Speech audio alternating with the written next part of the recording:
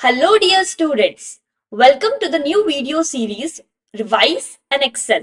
So इस video series में हम deal करेंगे with all the concepts related to the maths 10th, right? So CBSE Standard 10 के mathematics में जितने भी concepts है, जितने भी chapters है, वो सब concepts हम लोग इस video series में एक एक करके समझेंगे और कैसे उनसे related questions को solve करना है वो भी सीखेंगे.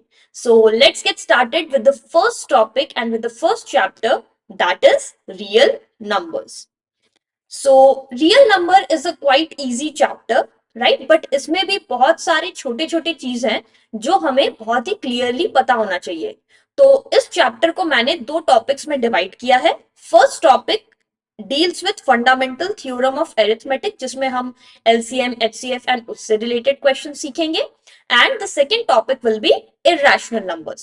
So let's not get in very detail with what is irrational numbers and all. So let's start with the first topic. So as you know, the first topic is fundamental theorem of arithmetic. ये term, ये topic का नाम itself बहुत important है. सो पहले इससे related questions में आए उससे पहले हम ये थ्योरम को अच्छे से पढ़ लेते हैं. ये थ्योरम बच्चों आप याद रखिएगा because it's really very important.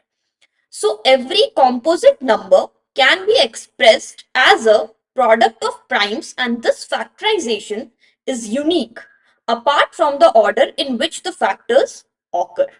So it's a very simple statement, but each and every term, each and every phrase is important here. तो पहला चीज बोल रहा है यहाँ पर every composite number. Now what is composite number? तो numbers दो तरह के होते हैं, right? Prime and composite. For example, if I say 3 is going to be a prime number. Why? Because 3 के सिर्फ दो factors होते हैं, 1 and 3. But here we are talking about composite numbers. तो जितने भी numbers prime नहीं होते हैं, for example हो गया 6. 6 is not a prime number. Why? Because it has got more factors other than 1 and 6. That is 2, 3, right? So 2, 3 के वजह से यहाँ पर 6 हो गया हमारा composite number. So every composite number can be expressed as a product of primes.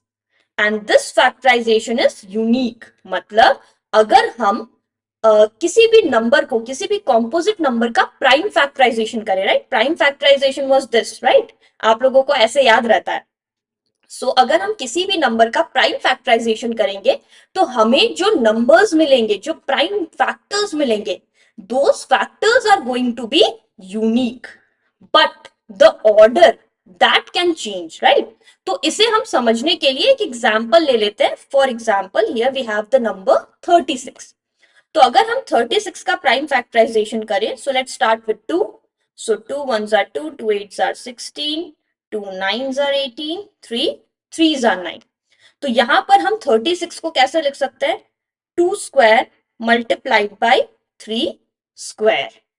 Remember, whenever we are doing the prime factorization, the name itself suggests कि prime numbers होने चाहिए उसके factorization में. तो यहाँ पर 2 and 3 are prime numbers. We know that 4 times 9 is also 36, but we cannot write that. Why? Because 4 and 9 are not prime numbers. Okay? अब यहाँ पर देखो, ये ऑर्डर वाला चीज जो बोल रहा है कि from the order in which the factors occur. तो दिस मीन्स कि आप इसे ऐसे भी लिख सकते हो और आप इसे 3 स्क्वायर टाइम्स 2 स्क्वायर भी लिख सकते हो, right? Because multiplication is commutative. आप 2 टाइम्स 3 करो या 3 टाइम्स 2 करो, result is going to be same. So this is what fundamental theorem of arithmetic says. Now, using the fundamental theorem of arithmetic, we have got two concepts, that is HCF and LCM. अब HCF and LCM हम बचपन से करते आए, but फिर भी यहां पर हमें अपने प्राइम फैक्टराइजेशन वाले प्रोसेस को फॉलो करना होगा. तो इसे भी हम पहले एक छोटे से एग्जांपल से समझ लेते हैं. सो HCF as we know is highest common this is gonna be factor. F cannot stand for multiple, so this is gonna be highest common factor. And what does it mean? Product of smallest power of each common prime factor. तो इसे अभी हम एक second में समझेंगे एक example के through. LCM stands for least common multiple. So this is going to be product of greatest power of each prime factor. यहां पर एक वर्ड का डिफरेंस है and that is going to be this common. See, HCF में हम लोग सिर्फ common prime factors को लेते हैं. एलसीएम में हम लोग कॉमन को नहीं लेते, हम सारे फैक्टर्स को इंक्लूड करते हैं। तो समझने के लिए हम लोग एक एग्जांपल लेते हैं। So here we have 12, 21, 50। तो सबसे पहले हम लोग इन सबका प्राइम फैक्टराइजेशन कर देते हैं। सो 12 के लिए 2 6 jar, 2 3 jar, so 2 square times 3. Then we have 21. So 21 के लिए we have just 3 times 7. And then we have 15. So 3 times 5. Now let's read the definition once again. So HCF में क्या बोला था? Product of smallest power of each common prime factor. तो यहाँ पे prime factors में से common कौन सा है? देखो 3, 3 and 3. 3 is common for each of them. अब 3 जो कॉमन प्राइम फैक्टर है उसमें से सबसे छोटा पावर कौन सा है? यहां पर 3 का पावर 1 है, यहां भी 3 का पावर 1 है, यहां भी 3 का पावर 1 ही है। तो स्मॉलेस्ट पावर जो 3 के लिए है that is 1। So HCF will be 3 to the power 1, that is 3। Now let's come to the LCM वाला पार्ट। तो LCM में हमने क्या पढ़ा? For LCM we have product of greatest power of each prime factor. तो यहां हमें हर एक प्राइम फैक्टर को लेना है और हर प्राइम फैक्टर का जो ग्रेटेस्ट पावर है। फॉर एग्जाम्पल जैसे 2 यहां पर एक प्राइम फैक्टर दिख रहा है, 2 और तो कहीं नहीं है, तो 2 का मैक्सिमम पावर क्या है? स्क्वायर। तो हम ले लिए यहां पर 2 to the power 2। 3 हमें दिख रहा है, 3 3 3, बट मैक्सिमम क्या है इसका? 1। तो 3 to the power 1 7 है एंड अगेन 5 है। तो ये मल्टीप्लाई करके जो भी वैल्यू आएगा that will be our LCM.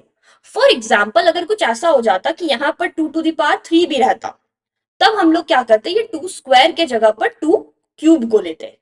यहाँ पर वो कंडीशन जरूरी नहीं है कि सब में वो फैक्टर्स हो, राइट? क्योंकि यहाँ डेफिनेशन में कॉमन नहीं लिखा है, it is talking about each prime factor. तो हमें हर एक प्राइम फैक्टर का जो भी मैक्सिमम पावर है बस उसे लिख देना है, and then at the end we have to multiply and just write down our answers. So this is all about LCM and HCF। यहां पर अब हम कुछ पॉइंट्स इंपॉर्टेंट डील कर लेते हैं जो कि बहुत इंपॉर्टेंट है, इससे रिलेटेड MCQs में क्वेश्चन भी पूछे जाते हैं। So first thing is prime numbers कौन से नंबर्स होते हैं? We have already discussed it, but let's go through it once again. Prime numbers have only two factors, one and number itself. For example 3, for example 5, for example 7, right? Smallest prime number is 2. Remember, 1 is not a prime number. 1 is neither prime nor composite. 1 ना ही prime है ना ही composite है, ये याद रखिएगा। Next we have even prime number is 2। तो एक ही prime number ऐसा आता है जो इवन है, राइट? That is 2। क्योंकि अगर आप नेक्स्ट कोई भी इवन नंबर ले लोगे तो वो एटलीस्ट 2 से डिविजिबल होगा। So no other even number other than 2 is going to be a prime number, remember, okay? Next we have coprime number. तो को प्राइम नंबर हम उन्हें बोलते हैं which have only one common factor and that is 1। मतलब simple भाषा में बोले तो वो दो नंबर्स जिन्हें हम और सिंप्लीफाई नहीं कर सकते, राइट? हम बोलते हैं ना कि जैसे मान लो अगर हमारे पास है 15/20, तो हम इसे काटा काटी करके सिंप्लीफाई करके इसे और छोटा बना सकते हैं, इसे लोएस्ट टर्म में ले जा सकते हैं। तो जैसे यहाँ 5 3 5 4, तो यहाँ इनके पास 5 हो गया ना कॉमन फैक्टर। तो ये दोनों नंबर्स को हम को प्राइम नहीं बोल सकते, को प्राइम नंबर ये हो जाएगा 3 and 4। वाई?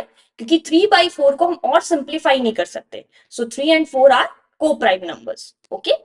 एंड यहां पर हमारे पास एक और इंपॉर्टेंट चीज है, दैट इज जिससे रिलेटेड भी कुछ क्वेश्चंस आते हैं। LCM into HCF is equal to product of two numbers. मतलब जिन दो नंबर्स का हम LCM और HCF निकाल रहे हैं वो दो नंबर्स के प्रोडक्ट एंड उनका जो LCM एंड HCF हमने निकाला वो हमेशा इक्वल होता है। So remember this thing that LCM times HCF is equal to product of two numbers.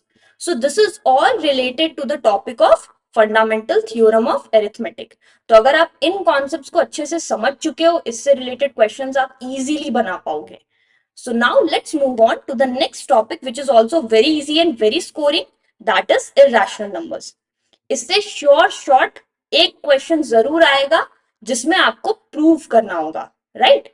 But उससे पहले हम कुछ बेसिक्स थोड़ा सा क्लियर कर लेते हैं, क्योंकि ये चीज आपने स्टैंडर्ड 9th में पढ़ा होगा, राइट। तो मोस्ट प्रोबेबली आप लोग भूल चुके हो, राइट। बट ये जानना आपके लिए बहुत जरूरी है, क्योंकि एमसीक्यूज में 1-2 मार्क्स के क्वेश्चन इससे आए हैं।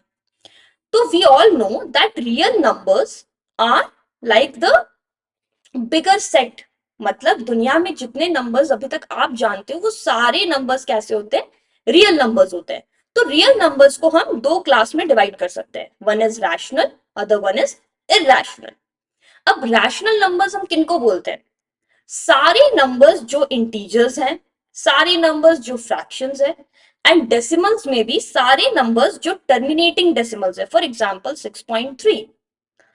रिपीटिंग डेसिमल्स मतलब 6.3333 हो गया, या 6.343434 हो गया। तो हर वो नंबर जो या तो टर्मिनेट करेंगे, मतलब या तो वो फिक्स्ड डेसिमल प्लेसेस है जिनमें, या अगर वो फिक्स्ड नहीं है बट फिर भी अगर उनमें कुछ पैटर्न के साथ वो रिपीट कर रहे हैं, तो इस टाइप के सारे नंबर्स को हम बोलते हैं रैशनल नंबर्स।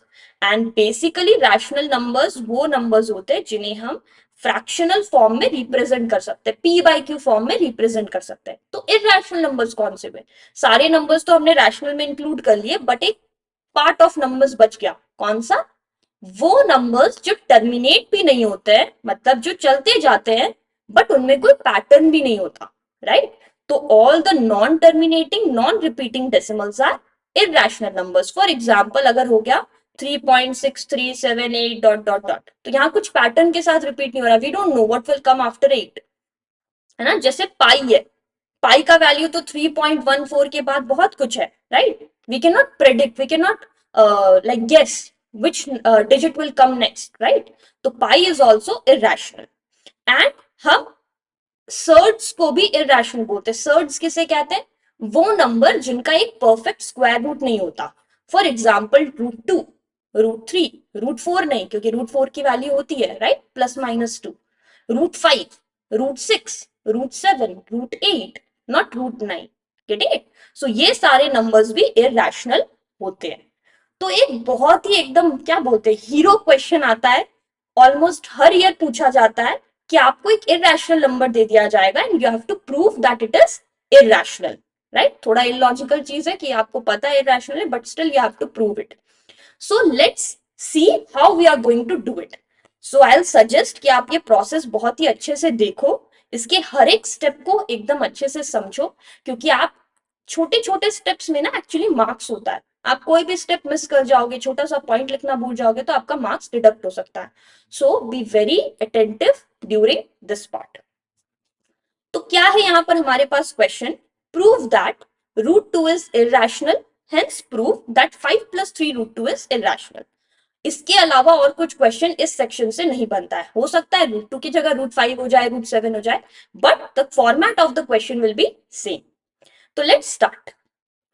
तो हम लोग सबसे पहले यहां पर क्या करेंगे? √2 को इरैशनल प्रूफ करना है, तो we will assume. So let's start by, let us assume that √2 is a rational number. अब आप बोलोगे मैम ये क्या है? तो सबसे पहले एक्चुअली हम लोग कॉन्ट्राडिक्ट कर रहे हैं। हम बोल रहे हैं कि नहीं, √2 एक रैशनल नंबर है। हम फिर प्रूफ करते करते करते करते खुद ही अपने बात को गलत साबित कर देंगे, राइट। इसे बोलते हैं proof by contradiction. Okay, so let us assume that √2 is a rational number. तो हमने अभी रैशनल नंबर का डेफिनेशन पढ़ा, जिसे हम पी बाई क्यू फॉर्मेट में एक्सप्रेस कर सकते हैं। So therefore √2 equals to a by b, where a and b are co-prime, right? तभी तो वो रैशनल होगा। And b is not equal to 0, क्योंकि अगर b 0 हो गया तो नंबर तो डिफाइड नहीं होगा। तो हमने ये सिंपल सा डेफिनेशन लिख दिया। तो अब यहां पर हम ये कर सकते हैं, a की वैल्यू हो जाएगी b√2। अब अगर हम यहां पर स्क्वायर कर दे तो क्या हो जाएगा? स्क्वायरिंग बोथ साइड्स, तो we get a square equals to b square times 2, or we can write a square equals to 2b square. अब देखो, यहां पर हमें ये समझ में आ रहा है ए स्क्वायर का जो भी वैल्यू है वो 2 टाइम्स बी स्क्वायर है। तो अगर हम इसे डिवाइड करना चाहेंगे, ए स्क्वायर की जगह में तो हम 2 बी स्क्वायर लिख सकते हैं, तो अगर हम इसे 2 से डिवाइड करना चाहेंगे तो ये इजीली हो जाएगा, राइट। तो यहां हम ये लिख सकते हैं a square is divisible by a. Therefore, a is divisible. Sorry, this is not going to be a. A square is divisible by 2 ना, so a is also divisible by 2. How? अब आप सोचो कि आपके पास कोई नंबर है 36। अगर हम 36 को 2 से डिवाइड कर सकते हैं तो 36 का जो स्क्वायर रूट है, राइट, यहाँ पर आप रिलेट करो, ए स्क्वायर को अगर हम 36 ले तो ए मेरा क्या हो जाएगा 6, तो 6 को भी तो हम 2 से डिवाइड कर सकते हैं, ऑब्वियस सा बात है ना। सो ये याद रखना। तो यहाँ पर हमने समझा कि ए स्क्वायर को हम 2 से डिवाइड कर सकते हैं तो ए भी 2 से डिविजिबल होगा। तो अगर ए 2 से डिविजिबल है तो हम ए को क्या लिख सकते हैं, एक थर्ड वेरिएबल लिख सकते हैं। फॉर एग्जाम्पल अगर आपके पास ए जो था वो था 6, राइट, तो 6 को हम क्या लिख सकते हैं 2 into 3 ना, तो 2 तो मेरा ऑब्वियसली है और ये कुछ तो एक इंटीजर आने वाला है, उसके जगह पे मैंने सी लिख दिया। तो यहां पर हम मेंशन भी कर देते हैं where c is an integer, right. तो यहां हमारे पास आ गया a equals to 2c where c is an integer. अब हम इसे स्क्वायर करेंगे both sides, so squaring both sides, तो यहां हमारे पास क्या आ गया a square equals to 4c square. अब ए स्क्वायर के जगह पे हम क्या पुट कर सकते हैं 2b स्क्वायर, तो ए स्क्वायर के जगह पे हमने पुट कर दिया 2b square equal to 4c square और b square equals to 2c square. तो again we are getting that b square is also divisible by 2. Therefore, b square is divisible by 2 and hence b is also divisible by 2. अब देखो यहां पर एक गड़बड़ हो गया। हमने पहले बोला था कि a एंड b तो को प्राइम है, मतलब ऐसा कोई एक कॉमन नंबर नहीं आएगा जिससे दोनों डिविजिबल होंगे, बट यहां पर हमने खुद ही अपने आप को गलत प्रूव कर दिया। a भी 2 से डिविजिबल हो रहा है एंड b भी 2 से डिविजिबल हो रहा है, मतलब एक कॉमन फैक्टर आ रहा है जिससे दोनों नंबर डिविजिबल हो रहे। तो यहां पर हम लिखेंगे since a and b both are divisible by 2. Therefore, A and B are not co-prime. So this means that our assumption is wrong. तो इसका मतलब it contradicts. Contradicts मतलब it is not matching with what we supposed earlier, right? So it contradicts the fact that our assumption root 2 is rational. It contradicts our assumption कर देते हैं, it contradicts our assumption that root 2 is rational. Therefore, root 2 is irrational. So this is how we will be proving any number as an irrational number. अब एक second part जो मैंने इसके साथ tag along किया है, तो ऐसा हो सकता है कि आपको गिवन हो कि root 2 is irrational, you prove that 5 + 3 root 2 is irrational. तो इस टाइप के क्वेश्चंस में आपको फिर से इतना प्रूव करने की जरूरत नहीं है। अगर आपको क्वेश्चन में डायरेक्टली गिवन है कि रूट 2 इज इरैशनल तो आप बस वो फैक्ट यूज कर सकते हो। तो now let us try to prove 5 + what was it 3 root 2। तो सबसे पहले 5 + 3 root 2 is rational. Again, we are assuming. So let's write that down. Let us assume that 5 + 3 root 2 is rational. तो इसका मतलब हम यहां पर भी लिख सकते हैं 5 + 3 root 2 is equal to a by b, where a and b are co-prime and b is not equal to 0। अब यहां से आपका टास्क रहेगा सिर्फ इररेशनल वाला जो पार्ट है ना, उसको आप लेफ्ट साइड में रखो, बाकी सारे टर्म्स को आप राइट साइड में ले आओ। तो यहां से हो जाएगा 3√2 equals to a by b minus 5। सो √2 equals to a minus 5b by 3b। तो क्या किया हमने, हमने यहाँ पे एलसीएम लिया, जिससे ये a minus 5b by b हुआ, ये 3 नीचे आ गया। So this is what it's going to be. Now we can see a minus 5b and 3b are integers obviously. So यहाँ let's start with, since a minus 5b by and 3b are integers, so a minus 5b by 3b is rational. This implies that √2 is rational. Why is it so? क्योंकि आप यहाँ पर देख सकते हो, ये right side और left side अगर इक्वल है, तो ये अगर रैशनल है तो obviously rational will be equal to a rational number, right? But √2 is irrational. It's already given in the question. So our assumption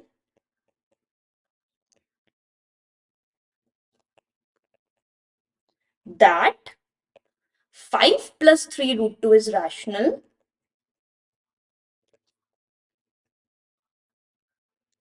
is wrong. Hence, we can say 5 plus 3√2 is irrational. So this part वाला अगर question आएगा तो ये बहुत ही easy हो जाता है, क्योंकि आपको गिवन है कि √2 इज इरेशनल। बट अगर आपको इस टाइप से सिर्फ √2 को प्रूव करने आता है, तब आपको इतना पूरा लिखना पड़ेगा। ये एक्चुअली दो क्वेश्चंस है जिसे मैंने सॉर्ट ऑफ कंबाइन कर दिया है for your knowledge. So I hope you are clear with how to deal with this type of proof related questions. ये क्वेश्चंस श्योर शॉर्ट आएंगे ही, तो इसे डेफिनेटली प्रैक्टिस करना इजी है and good scoring questions hai. Then remember the concept of rational and irrational numbers, and don't forget how to find out the HCF and LCM. So chapter 1 is comparatively very easy if you go through all the other chapters. So I hope कि आपको ये video concept video अच्छा लगा होगा, आपको समझ आया होगा। इसे आप एज अ रिविजन वीडियो भी यूज कर सकते हैं। So I would request all of you to like the video, comment down if you have any queries, anything that you want to suggest, and do subscribe the channel and share with your friends. Thank you so much for watching and stay tuned for the next video.